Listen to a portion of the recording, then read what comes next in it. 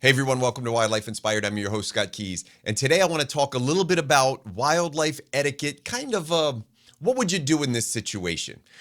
Let me tell you what that situation is right after this.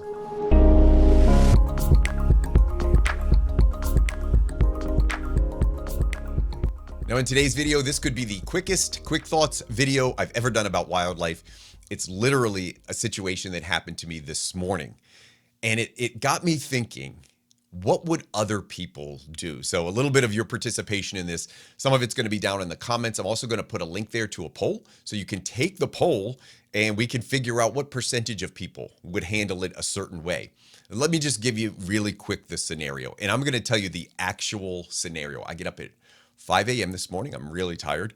I drive about an hour in the dark and I'm there to set up to photograph ducks. I want to get in waterfowl. I want to get into an area before the sun comes up. And I've invested a lot of time and energy. I packed all my gear up. I got everything. I got these things that I make, these blinds and stuff. It's a little bit of work, right? And it's cold. It's 28 degrees this morning. So not only am I cold, not only am I tired, I've driven an hour to get to my destination. And there was somebody there. There was literally somebody at the spot photographing. And I know that they were. Meaning I know this wasn't just a random car parked there. I know for a fact this was a photographer. We have a very tight community in a couple areas. And so I know this car. And what do I do?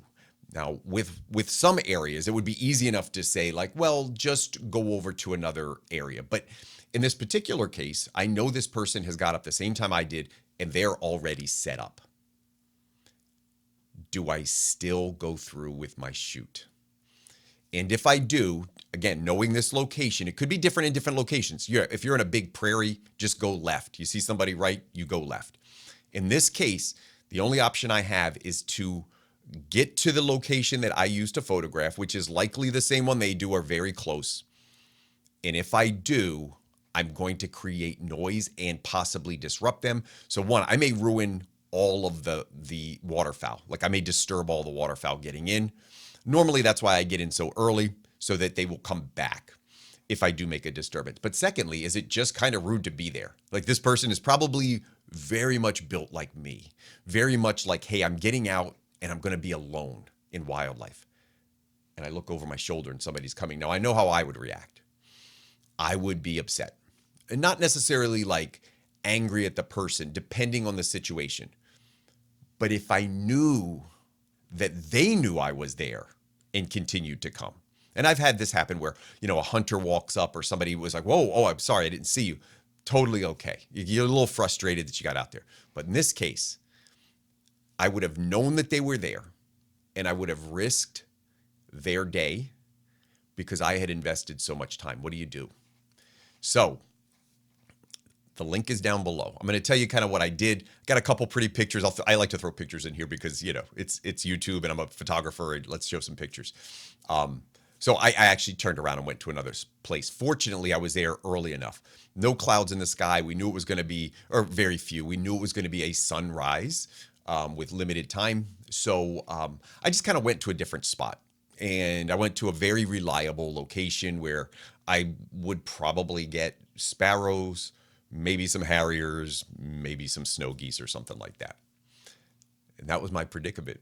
So I left and I didn't intrude on them. But, this is public land. I've invested my time. They don't own this location. What do you do? I have a right to be there. I have a right to do exactly what that other person is doing. But is it the right thing? And that's a topic I want to explore a little bit more in other videos. Just having the right to do something doesn't make it the right thing to do. And in this case, be honest, I think most people are going to, for sake of this setup, are probably going to say, I would have gone somewhere else. But I know there's a few of you.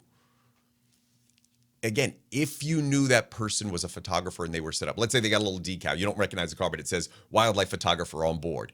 And you know that location really only has one or two areas to go to. You think there's a really good chance you're going to disturb them. Do you still go through because you've invested your time and energy to be there and you have as much right as they do to be there? Or Is it a little bit of first come, first serve? Well, I got there first. They should go somewhere else. I don't know what the right answer is. You let me know down in the comments. And again, there's a link down in the poll. I'll check it out and maybe I'll just put a little quick post up about those results. And I'll share some of this on Instagram as well. So if you don't follow me on Instagram, check out Eski's images over there.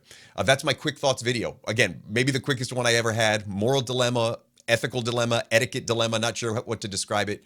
But I did have a dilemma this morning. I wanted to share it with you. Down in the comments, let me know what you would have done. If you're not subscribed to the channel, I do quick thoughts videos, but I do so much more. I do educational pieces as well as some product reviews, and I have all of that coming up in 2024.